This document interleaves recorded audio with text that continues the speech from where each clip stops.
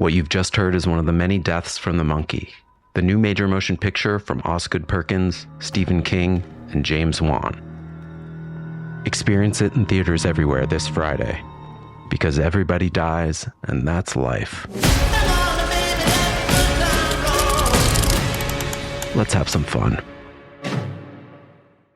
Hey everyone, and welcome back to Big Mad True Crime, where we get big mad over true crime. I'm your host, Heather Ashley, and if you follow me on social media, you probably know that I had a simple surgery done last Monday. Everything went great and my recovery was much easier than I thought it would be, but I did allow myself time to rest and enjoy some time with the kids during their spring break. Because of this, I wasn't able to record a new episode, so I checked with the Patreon family and the subscriber family and have chosen a previously locked subscriber episode to share with everyone else this week. So, this is the case of Debanhi Escobar. Hey everyone, and welcome back to Big Mad True Crime, where we get big mad over true crime. I'm your host, Heather Ashley, and today's case is out of Nuevo Leon, Mexico. Most of the coverage of this case was done in Spanish, so please keep that in mind when listening to quotes. The translation into English isn't always the same, but the message is. Me and my incredible contributing writer and researcher, Haley Gray, did our absolute best to translate so we could discuss this as accurately as possible, and it's a case that needs one hell of a lot of attention. As always, small talk sucks, so let's dive in.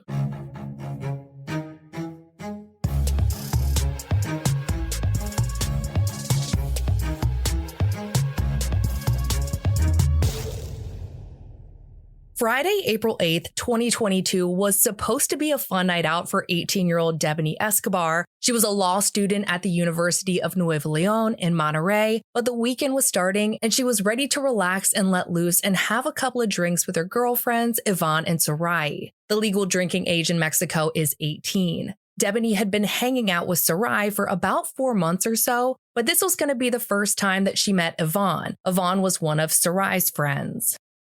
At around 10 p.m., Debanhi, Yvonne, and Sarai were all ready to head out. They went to at least 4 locations throughout the night, including 2 parties. During the first of the parties, the girls met up with some guys. It's unclear if they knew them beforehand or if they had just met for the first time at the party. But what we do know is that these guys tagged along with the girls to their final party destination at Quinta El Diamante, which is a neighborhood bar in the Nueva Castilla neighborhood. And looking at the map, it looks like that's exactly what it is, a bar in the middle of a neighborhood. When the group arrived at 1:20 a.m., Debanhi greeted 3 other guys that were already there. 2.5 hours later, at 3:50 a.m., Debanhi and her girlfriends decided it was time to go home. According to Yvonne and Sarai, when they got to the door, someone offered to give Debanhi a ride back to their house, but her friends said no, that that's not happening. Instead, they texted someone they felt more comfortable with, a 47-year-old guy named Juan Cuellar, who worked for the driving app Didi, which is like Uber. Juan wasn't on the clock at that point, but the girls knew him because he'd driven them around before. Once Juan showed up, Debanhi got into his car while Yvonne and Sarai took a separate car.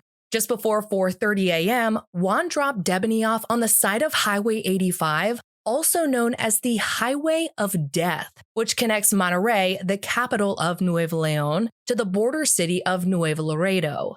Hundreds of people have disappeared, been kidnapped, and or killed in towns along that highway or off of the highway itself. I actually have family in Nuevo Leon, and the stories that they have told me are enough to put extra locks on your doors.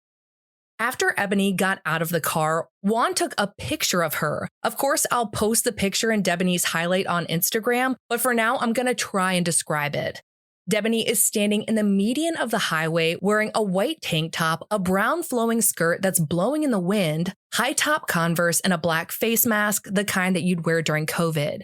The photo is both eerie and also somewhat peaceful at the same time. I know that's an odd combination, but I think you'll understand what I mean when you see it. Juan sent the picture to Yvonne and Sarai as proof that he had dropped Debanhi off near the Nueva Castilla motel and then drove away.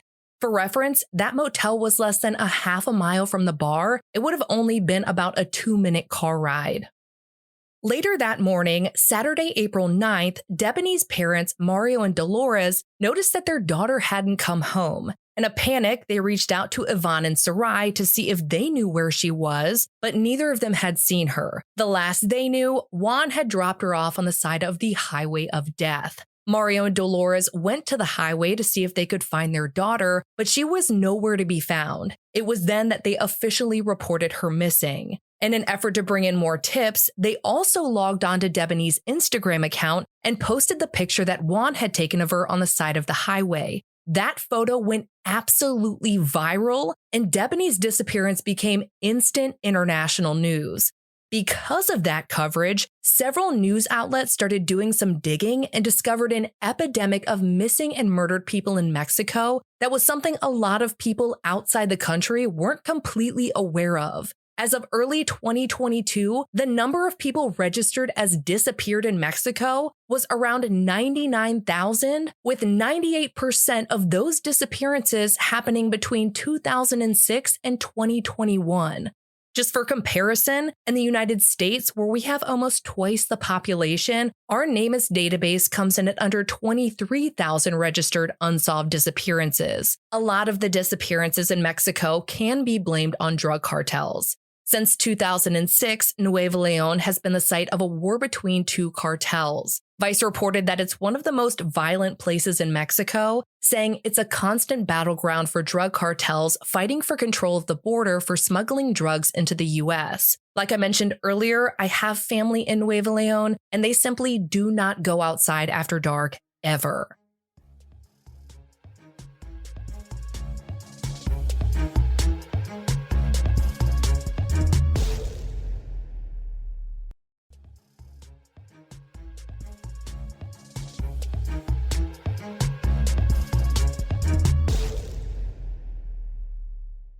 Most of the disappearances in Mexico involved men between the ages of 15 and 14. However, the United Nations reported that there's been a notable increase in the disappearances of boys and girls as young as 12 years old, as well as adolescents and women. Basically, the rules are changing, and it's becoming so frequent that old statistics are being diluted into a more terrifyingly broad spectrum. Vice reports that with the increase, 7 women go missing every single day in Mexico, with 70% of those disappearances occurring in 4 locations, including Nuevo León. In the month prior to Debanhi's disappearance, 19 other women went missing in Nuevo León alone. In the same week she went missing, 2 other young Nuevo León women were reported missing, and another was found dead. The UN reports that some of the disappearances are for the purpose of trafficking and sexual exploitation. However, other people disappear in an effort to send a message. Those people include journalists and human rights defenders who fought against the current issues in Mexico and helped search for missing women. The Nuevo León's Feminist Assembly told Vice they believe one of the main reasons there are so many female disappearances is, and I quote, impunity.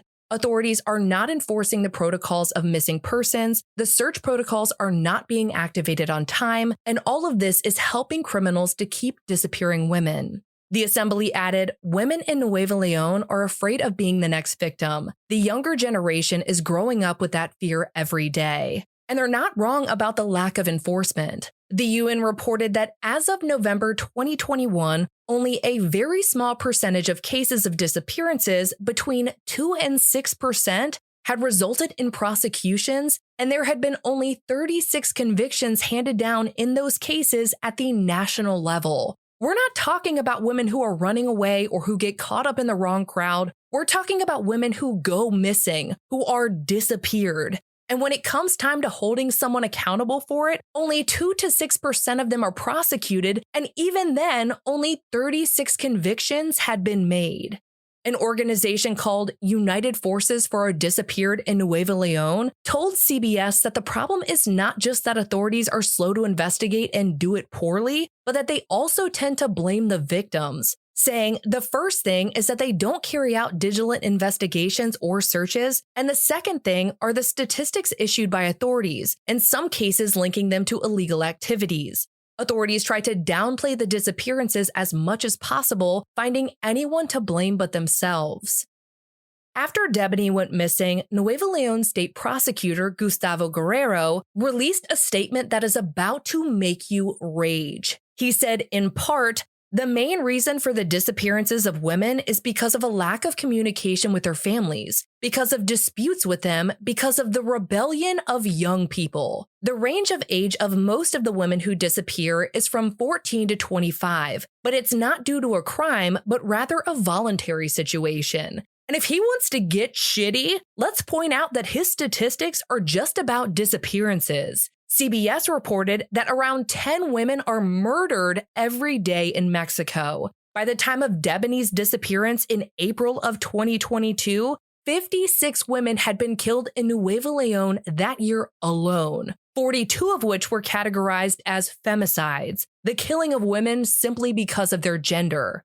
In addition to all of those issues, the UN reports that there are more than 52,000 unidentified deceased people lying in mass graves, forensic service facilities, universities, and more. The situation is so bad in Sonora, which borders Nuevo Leon, that state prosecutors there announced that they're sending mobile labs into 3 cities. Their goal is to collect mass DNA samples from relatives of the missing to help identify bodies found there. It goes without saying that many people are fed up with what's going on in Mexico, and those people often channel their anxiety, frustration, and anger into protests and demonstrations. One of those fed up people was Debanhi. The Independent reported that a few weeks prior to her disappearance, Debanhi joined thousands of women protesting against gender violence in Mexico. Mario told the media that Debanhi went because she always wanted to help people. Because of all the media attention on Debanhi's case, authorities did open an investigation almost immediately, something that, as we can see, rarely happens. On April 10th, the day after she was reported missing, authorities issued a press release stating that 18-year-old law student Debanhi Escobar was missing. The same day, her father Mario went to the prosecutor's office to ask about the status of the searches, and after the meeting, he told the media that he did have a lot of trust in the authorities. However, that trust was short-lived. With everyone now aware of Debanhi's disappearance, her parents did everything they could to stay in the public eye, hoping to keep people focused on their daughter. They put up flyers, searched fields, prodding the dirt for signs of a buried body, and the list goes on. But there was no sign of Debanhi anywhere. On April 11th, Nuevo Leon's governor, Samuel Garcia, created a special support group of 200 officers who would use drones and dogs to search for Debanhi and other missing people in the state. Debanhi's disappearance was finally giving attention to the other missing men and women who had seemed to have been forgotten by the government, but never forgotten by their families. On April 12th, the search party for Debanhi met at the Nueva Castillo Motel, which is right off the highway of death where Debanhi was dropped off by Juan. It wound up being the meeting place for all future searches for her. But let's talk about what this motel looks like. I'm going to try my best to describe the layout, but of course, as always, I'll post photos of it in Debanhi's highlight. The Nueva Castillo Motel is actually a complex made up of multiple buildings with an entrance off the highway. When you turn into the property, you're met with a circular building, which is actually an abandoned restaurant. To the left of that are 3 underground water tanks. They go 12 feet below the ground and have heavy metal lids on the top. Once you get past the abandoned restaurant and the water tanks, you're met with 4 long diagonal buildings, 2 on the left and 2 on the right, each of those buildings having several motel rooms in them. I understand that a lot of people might listen to this and think that this is a horrible area and wonder why she was even there, but this is a very normal part of town. Within just a couple of minutes of walking, there are big houses with manicured lawns and backyard pools. Not that any of that matters because she disappeared and it's not her fault. During the searches for Debanhi, the motel complex was scoured for any signs of her, but they didn't find any. Authorities asked the motel for security footage. However, they were told that there wasn't any video because their cameras were set up to view a live feed and not to save any video. The same day the searches began, Juan, the driver who left Debanhi on the side of the highway, was arrested on unrelated drug charges. While in custody, he was questioned about Debanhi's disappearance, and the details on exactly what he told authorities are pretty scarce, but we do know that Juan said he got a call from a mutual friend to pick her up from a house party in the early morning hours of April 9th. On the ride home, Debanhi asked to be dropped off on the side of the road, and according to Juan, he did as he was told and took a photograph of her to prove that she was still alive when he left her. Authorities came to the conclusion that Juan wasn't involved in Debanhi's disappearance, and he was released from custody. It should be noted that El Universal reported that neighbors of his had made complaints to police that Juan had a history of harassment and the attempted kidnapping of women. Debanhi's father told Radio Formula that there were a lot of inconsistencies in everyone's stories. He said, "We don't know why Juan dropped her off out of his car. We want to know how it's possible that someone is going to a party with friends and just like that, they leave you alone. Something is not making any sense." On April 16th, Mario and the investigators on Debanhi's case had reviewed around 15 videos from security cameras installed near the location Juan dropped her off at. According to Mario, the prosecutor's office showed him videos of Juan touching 8-year-old Debanhi's breasts without her consent. He believes that's what made her got out of the car in the middle of a vulnerable area. He said Debanhi was pissed because she was being sexually assaulted. After Juan dropped her off, Debanhi walked along the highway. At 4:29 a.m., she crossed the road and looked at the surveillance post near the building of a transportation company for businesses in the area to ship and receive their goods. At first, it was reported that she entered the building and that there was no footage of her leaving, leading people to believe that whatever happened to her happened in that building. However, it was later reported that there was no footage of her entering nor exiting that building at all. For a long time, the video of her looking at the surveillance post was the last known footage of Debanhi. On April 19th, investigators searched Debanhi's condo, but they couldn't find anything worth noting. They also searched the transportation building, but naturally didn't find anything there either. The same day of the condo and building search, Governor Garcia announced that he'd be increasing funding and resources to help combat gender violence. He said, "We are working very hard to address the causes of this problem, and I will be very clear. To the rapists and those who commit femicide and all those who hurt the women of Nuevo León, know that we will find them and punish them to the fullest extent of the law."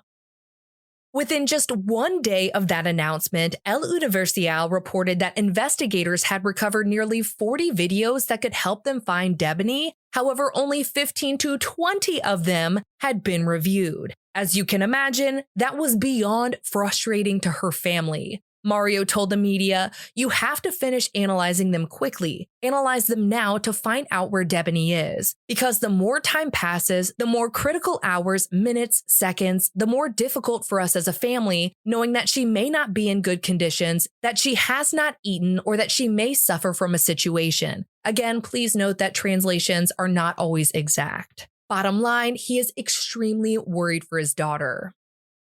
On the night of April 21st, employees of the Nueva Castilla motel reported a horrible smell coming from the set of those 3 abandoned water tanks at the front of the property. Officers arrived and searched all 3, and in one of those water tanks, they found Debanhi's body. She was severely decomposed, still clothed, and lying in about 3 feet of water. In another tank, they found her handbag, bra, and face mask, and in a third, they found her cell phone and keys. It's worth noting that reports state that she was still clothed when she was found, but her bra was found in a separate tank. But let's continue.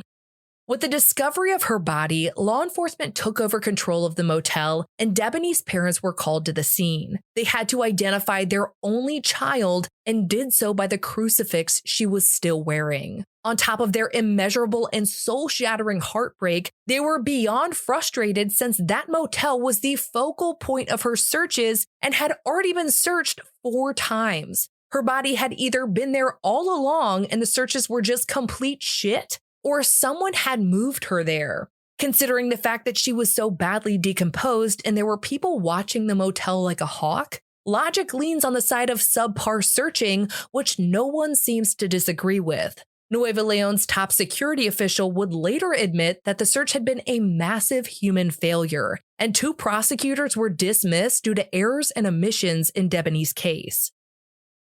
An autopsy concluded that Debanhi's cause of death was a deep contusion to her skull. It was estimated that she had been dead for between 5 and 14 days. Due to decomposition, it was hard to narrow it down any further than that. Even though there was no water in her lungs, they said they believe she was alive when she entered the tanks, which makes absolutely no sense unless they think she was able to keep her head above water until she ultimately died of her head wound. On April 22nd, authorities announced that Debanhi's death was an accident. And I fucking can at this point. I have cats with better investigative skills than this. But let's hear what kind of gibberish bullshit they say to back up the blank space where their brains should be.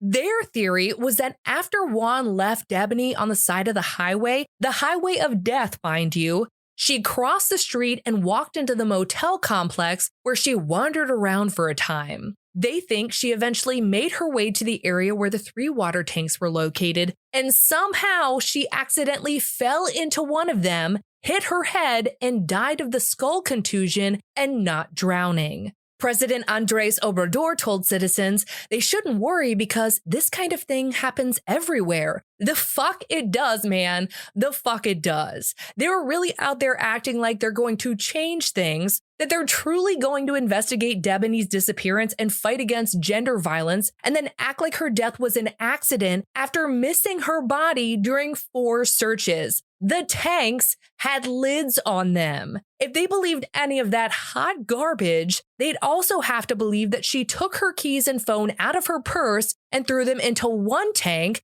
then took off her bra and threw that into another tank along with her purse and face mask, then out of nowhere fell into the 3rd tank, hit her head, and died. It's gonna be a no from me.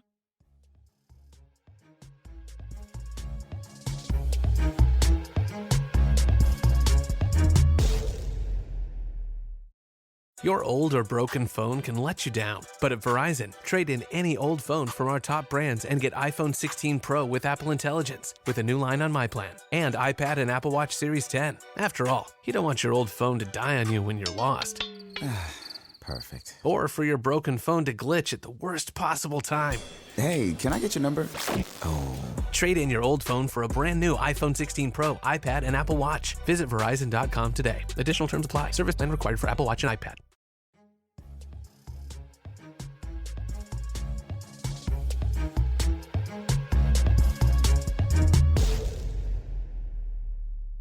Following the announcement that Debanhi's death was an accident, her parents spoke with the media, calling the government's version of events a lie, which is the nicest way they possibly could have put it. Mario questioned if Debanhi's body had been put there after previous searches were done, telling the media, "I publicly accuse Juan for all of this." Mario and Dolores demanded justice for their daughter. Mario said, "For believing in the prosecutor's office, I apologize to my family. It was many days and the prosecutor's office did not do its job correctly. My daughter is dead and I don't know what to do. I'm angry at myself for trusting the authorities of Nuevo León. I made a mistake." Later that night, women marched in the streets of Nuevo León to demand justice for Debanhi and all the other missing and murdered women of Mexico. Before the night was over, the prosecutor's office changed their tune, saying, "No line of investigation is ruled out. We will put all the resources in our hands to determine the events that have happened, and if these indicate a crime, they will be prosecuted with the full force of the law." On April 23rd, Debanhi was laid to rest. Mario later explained to Radio Formula that the family decided to bury Debanhi so quickly because her body was already in very bad shape. 2 days later, on April 25th, El País reported that the Nueva Castilla Motel magically recovered footage of Debanhi from the early morning hours of April 9th. You know, from the cameras that were only for live viewing and not being recorded. At 4:35 a.m., just 6 minutes after Debanhi was seen near the transportation building, video footage shows her running as she enters the motel compound, rounding the abandoned restaurant. It's unclear if she's running from someone since no one else is seen in the limited footage available. 1 minute later, you can see her looking out at the restaurant. The next footage doesn't come until 21 minutes later at 4:56 a.m. At that point, Debanhi can be seen looking at a corner near where the water tanks are located. How she got into that area without anyone seeing her, I do not know. A handful of vehicles were captured on surveillance in the hours surrounding Debanhi's disappearance, but according to various media outlets, all have been ruled out as having any involvement. On the same day Mario viewed the footage, he told Radio Formula that authorities wouldn't let him read their police files until after Debanhi was buried. Not after the case was closed, after she was buried. Typically in Mexico, a victim's family can read the files during an open investigation, but in Debanhi's case, the family wasn't allowed. Mario said that once he read the documents, he realized that the investigation was badly handled. On April 26, Juan, the driver who left Debanhi on the side of the highway, spoke with a local TV station, Info 7, for an exclusive interview. Juan said that he never assaulted Debanhi, that he only tried to help her, but she was drunk or something. He said, "I asked her friends what she drank that night or if they gave her something else because her words didn't make any sense." Juan said that on the night of April 8th, he drove Debanhi, Yvonne, and Sarai to a party through Didi. When the ride was over, the girls asked if Juan could pick them up later when they wanted to leave. Juan said yes and gave them his number. Juan said that around 4 a.m., he got a text from Debanhi's friends asking him to pick them up. He expected to take all three of them home, but in the end, Debanhi was the only one who got into his car. Yvonne and Sarai left in a different car with other people. Juan told Info 7 that as he started driving away from the party, Debanhi told him that Yvonne and Sarai were bad friends because they left her there. Juan asked Debanhi for her address, but she didn't give it to him, so he texted Yvonne and Sarai to see if they knew it, but they didn't get back to him. Then, he says, Debanhi asked him to take her to another party. He did as she asked, but when they arrived, she didn't get out. Luckily, at that moment, Yvonne and Sarai texted Juan back with Debanhi's address. Juan started driving, but then Debanhi said she wanted to get out of the car. Juan told Info 7, "She started slapping me and I told her to get out." So which is it though? Did she say she wanted to get out of the car, or did she start slapping him and then he told her to get out?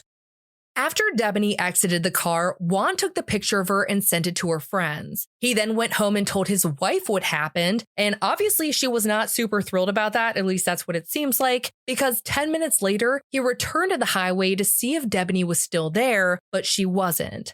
Before his interview was up, Juan made sure to tell the TV station, "The authorities reviewed my case and haven't found anything against me."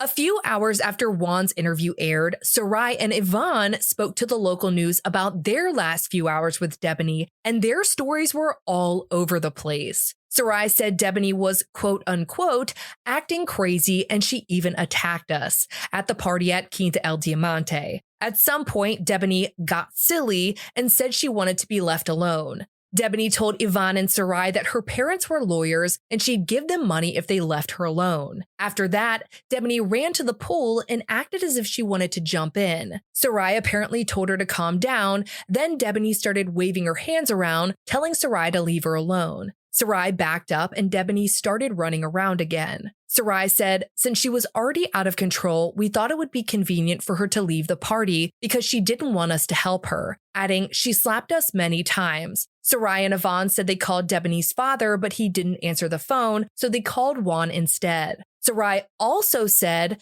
"Some people we don't know tried to take Debanhi from us because she was too drunk. They were carrying her, and when I noticed, they let her go and she went and hid in the bathroom. After that, she ran away from the party." On April 28th, authorities released a short video taken from a street camera near the party at Quinta El Diamante. This video seems to show a different sequence of events than what Sarai and Yvonne claimed happened. Vice reported that outside of the Quinta, Debanhi can be seen running away from a man who caught up with her and grabbed her. She then slapped and kicked the man. Then Yvonne, Sarai, and another man ran over, and they stood around Debanhi for a few minutes until a white car driven by Juan showed up. Debanhi got into the back seat, and a man in what appears to be one of Debanhi's friends talked briefly to Juan before he drove away with her in the car. According to activists and Debanhi's family, there's a reason why no one's story was matching up with the evidence. Juan and Sarai were blaming Debanhi for her own death as part of an orchestrated scheme campaign, which was an attempt to reduce public sympathy for Debanhi. One activist told Vice, "These interviews are set up by the government. They want to make us think that women go missing because they're high or drunk." That seems insane, but we already heard the prosecutor blaming the rebellion of young people for why women go missing so frequently. The government does have a reputation for trying to make it seem like things aren't as bad as they are. They want people to believe that women go missing because things they do to themselves, not because men can seemingly do whatever they want to women with zero fucking consequences. Debanhi's parents continued speaking out against the governor's narrative on what happened to their daughter. In May, a second autopsy was ordered by an independent forensics company. El País reported that this autopsy didn't include an examination of the body, but instead the medical examiner analyzed the images and diagnostic tests from the first autopsy. The second autopsy concluded that Debanhi died a violent homicidal death.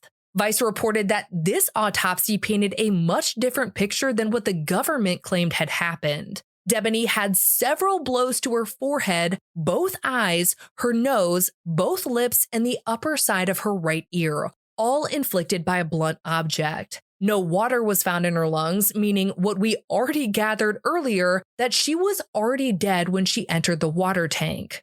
Injuries and bruises to the outer area of Debanhi's genitals suggested there were traces of a violent sexual relationship. That was a quote, not me. Debanhi was partially bare-chested as her white shirt had been slipped off of one arm. And remember, her bra was found in a completely separate tank.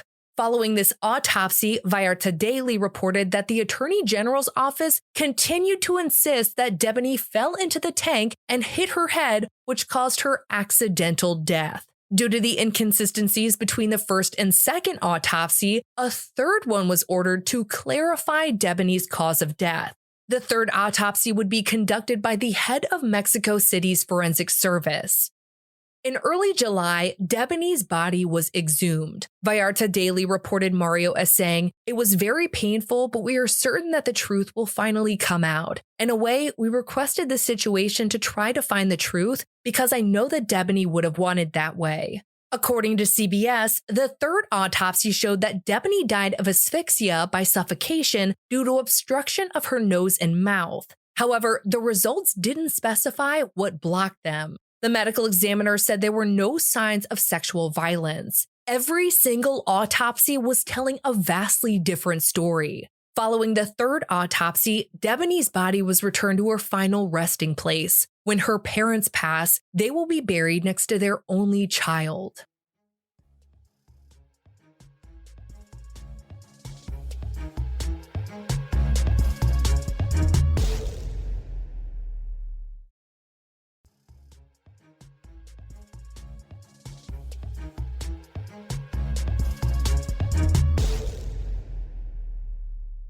On August 17th, Mario asked the Attorney General to resign, citing his reason as he is incompetent. He does not know how to do his job.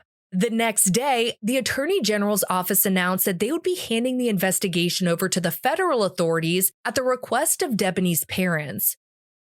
4 days later, on August 22nd, a bird hunter found skeletal remains in a bush located in the front of the Nueva Castilla motel. When officers arrived, they also found a piece of cloth and a belt. There have been no further updates on who the skeletal remains might belong to. It takes a significant amount of time, months to even a year based on the elements, for a body to be reduced to bones. The fact that the motel was searched 4 times and they not only missed Debanhi's body, but also a full set of skeletal remains just highlights the complete and utter embarrassment that the investigation into Debanhi's disappearance and death was, let alone the investigation into the unknown person whose remains were found in proximity to hers. As much as I hate to say this, as of this recording, there are no further updates on Debanhi's case. No one has been held responsible, and her parents, Mario and Dolores, are still active in their fight for justice. They aren't giving up, and neither is anyone else. For all photos pertaining to Debanhi's case, check out her highlight at the top of my Instagram profile at the Heather Ashley, and join me there tonight at 8:30 p.m. Eastern, where you go live with me and we talk about today's episode and all other true crime cases on your mind. To get access to ad-free and bonus episodes, subscribe to our Apple Premium or head over to our Patreon at patreon.com/bigmadtruecrime, where for just $1 whole a month, your episodes are totally ad-free. If you love the podcast, feel free to leave a review. And if you have a case you'd like to hear covered, share it with Big Mad True Crime on social media. All cases are covered by listener request. I'll be bringing you a brand new case next week, and I cannot wait. But until then, we out.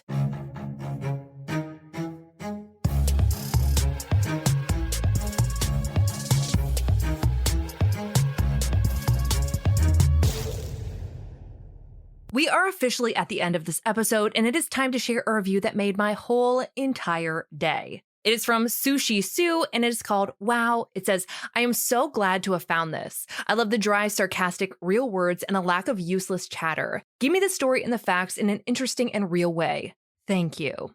No, Sushi Sue. Thank you for taking the time out of your day to do something just nice for someone else. Honestly, leaving a review is like the nicest thing anyone could ever do. And you're the best. And I thank you so much. I love you. And I will talk to you guys next week. Actually, later this week, because we have a Thursday episode. Okay, bye. Master of horror Stephen King raves about the monkey. You've never seen anything like it. It's insane. The monkey that likes killing our family, it's back. Critics are calling it the most fun horror movie in years. It's a bloody, bloody, bloody fun time. Dad, I'm scared. I know. From producer James Wan and Longlegs writer-director Osgood Perkins comes the horror movie event of the year, The Monkey. Rated R. Now playing in theaters.